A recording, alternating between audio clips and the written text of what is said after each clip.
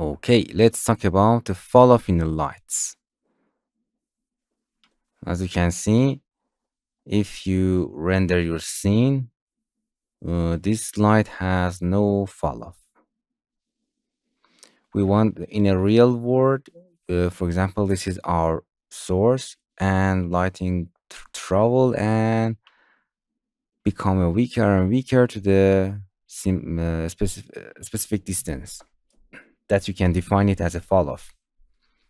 In a detail, we have a fall off tab. We have all kind of the fall offs here. For example, a linear. As you can see, this handle define your fall off. It means if you render, as you can see, this is an area. The fall off is actually the area that lighting the scene. You can change the inner radius. Another, as you can see, it means from this source to this area, we have 100% of the light. From this surface, it's a 3D, as you can see. From this sphere surface to the outer, we have a fall off. You can see it better.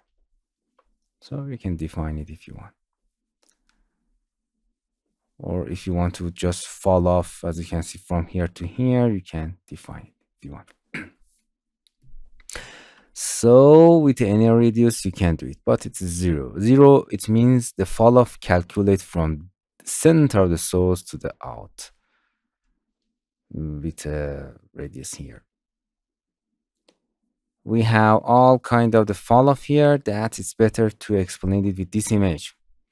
For example, this is a none. This is our source and we have infinite light to the end, but it's not in the real world.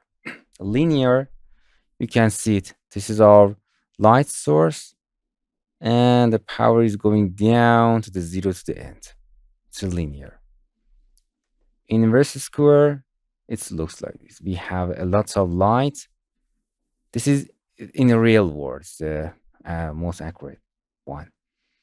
We have a lot of light around our source and then it's going down. The step means we have a light and suddenly we don't have any light at a specific distance. Inverse square limited, it means we have no overexpose at around our source and it's going down. So we have a different here. As you can see, it's a physically accurate inverse square. We have a lots of source light at around our light, and then as you can see, it's going down to the 0. This is a fall off. You have to use a fall off in your scene because it's physically accurate and important. Z direction only, as you can see, your any source, for example, omni spot, it's for omni or rectangle. As you can see, just lighting in the Z direction. Another interesting, you can fall off in a linear. Another interesting thing is using your gradient. Here, it's a very different to visibility. If you change the visibility, we have a gradient. It's just to visible light. It does not affect the object. If you, for example, change the red, just you can see the red light. It does not affect the object. But in a detail, if you turn it, for example, to the red, okay, as you can see, it's real red light goes to the white if you want.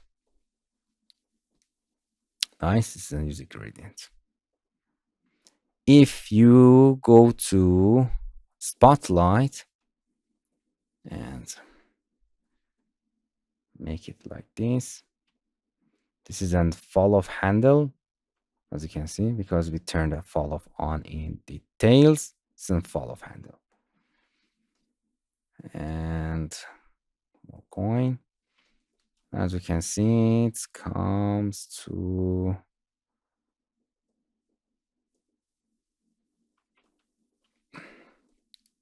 green, but you cannot see it good. And as you can see, the color edge is turned on. If you carefully see that at the end we have a at the end of the lines we have a little green, but you cannot see it. But if you change it to the color from edge, as you can see, we have an you can see it better, I think. Yeah, as you can see, because of the colored edge, this gradient is from the center of the spotlight to the edge, color edge falloff. But if you turn it off, turn it off, the green part is at the end. Nice. This is an use gradient for your light. Okay, that's falloff. Hello my friends. To continue these tutorials on YouTube, subscribe us, like us, and hit the bell icon. And now you will be alerted about all of the amazing videos that we release.